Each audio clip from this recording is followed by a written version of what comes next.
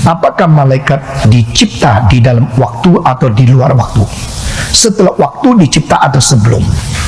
Saya harus mengatakan kita terlalu terbatas untuk mengerti tiga kategori ini. Pertama adalah waktu sebelum ciptaan itu ada, sama waktu sesudah waktu diciptakan. Ya. Dan waktu sebelum waktu itu ada. So, waktu dunia rohani diciptakan, lalu waktu dunia materi diciptakan.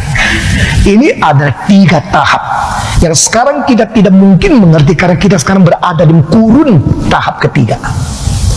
Seperti ikan sulit mengerti bagaimana bisa tidak ada air masih bisa hidup, kan dia berada di kurun air. Jadi dia mau mengerti hidup yang tanpa air itu bagaimana bisa berjalan, tak mungkin.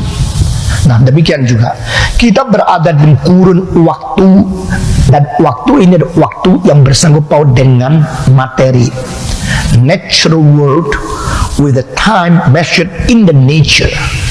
Nah, di sini waktu menjadi satu istilah relatif dibanding dengan ruang. Space and time become relative one another. Tetapi sebelum menciptakan ini, sudah pernah ada satu dunia ciptaan di luar ruang dan waktu. Itu disebut dunia rohani. Dan di dunia rohani itu tetap ciptaan. Dan sebelum dicipta itu adalah dirinya Tuhan Allah sendiri. Maka di dalam istilah, di dalam Kejadian, pada semulanya Allah menciptakan langit dan bumi. Itu kalimat harus dimengerti sebagai Allah pencipta segala sesuatu. Pada semulanya Allah menciptakan langit dan bumi.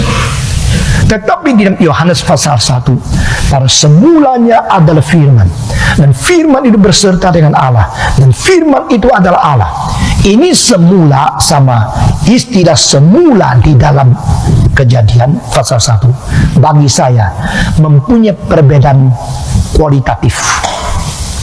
Mungkin sebagian teolog tidak setuju, tetapi semulanya ada Allah. Ini semulanya Allah menciptakan segala sesuatu. Ini berbeda. Allah sendiri berada di kekekalan yang sebenarnya tidak ada permulaan dan tidak ada akhiran. Tetapi direlatifkan dengan waktu dia cipta sehingga ada dunia yang rohani, atau sesudah jatuhnya malaikat baru dicipta lagi, itu dunia materi.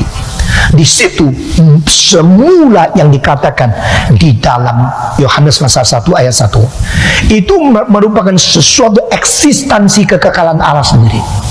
Dan dia di dalam eksistensi yang tidak ada mula tidak akhir. Mengapa perlu pakai kalimat semulanya adalah kalam atau firman, dan firman itu adalah Allah.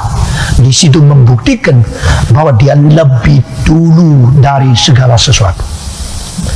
Dan di dalam Kejadian pasal 1 dia menciptakan langit dan bumi. Yang disebut langit dan bumi di situ heavens and earth. Nah, istilah heaven bisa di dalam beberapa tempat muncul sebagai yang bersifat bukan singular tetapi plural. Dengan demikian termasuk dia pencipta dunia rohani dan dunia materi. Maka kita melihat inilah ordo yang kita sulit mengerti. Nah, sebelum ada waktu itu apa?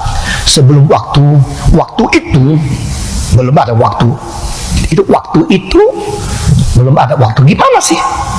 Sebelum ada waktu, tapi sebelum berarti waktu sebelum waktu. Itu adalah apa? Yaitu waktu sebelum waktu. Bagaimana mengerti? Ya begini mengertinya. Waktu sebelum waktu itu adalah waktu yang bersifat sebelum waktu sekarang kita mengetahui. Dan Allah lah yang mengetahui apa artinya waktu sebelum waktu.